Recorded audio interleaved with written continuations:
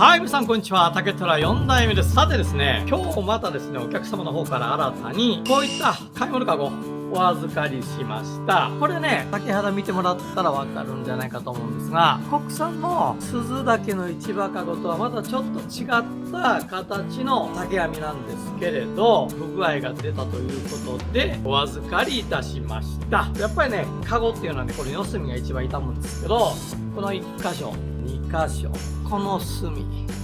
ですね、この隅と。それぞれですね、これ、カゴの四隅が穴が開くぐらいもう傷んでしまってるよと。こういった状態です。そしてですね、持ち手は遠巻きの持ち手がついてるんですけれども、これもですね、見てもらったらわかるんですが、塔がですね、こういった形で、どんとこう、傷んでしまって、ちょっと見栄えがね、良くない形になって、紐もちょっと随分弱ってるんでね、こういった部分が切れてしまって使えなくなってるよと。今回またですね、この四隅塔で綺麗にかがって、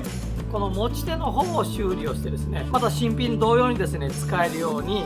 なんとかならないかなということでお預かりしましたので、直しをしてもらいたいなと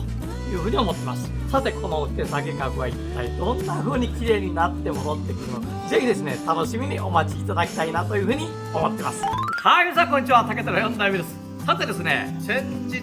お預かりしていた修理の手提げかごバッグなんですが、ちょっと見てくださいね。じゃじゃーんと。ここ1、2、3、4と、この四隅が結構傷んでしまってちょっと穴が開いたりしてたんですよね。それがね、綺麗に塔かがりで修理されました。あとですね、この塔の持ち手、この持ち手も随分傷んでます。ここも外れてますでしょ。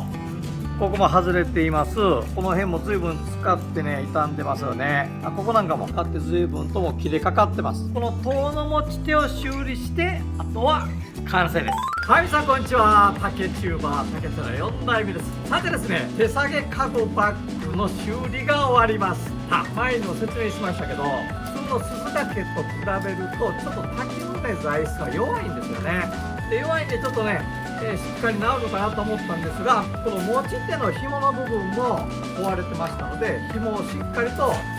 このパイプの持ち手を取り付けました。こういったようにですね、傷んだところを直しながら、手直ししながら、大事に日本人というのはですね、竹細工とずっと向き合って付き合ってきました。このカゴの持ち主のお客様もですね、これでまた数年間、このカゴでお楽しみいただけるんじゃないかなというふうに思っています。ノーバンブオーライ。最後まで動画をご覧いただいてありがとうございます。グッドボタン、チャンネル登録よろしくお願いいたします。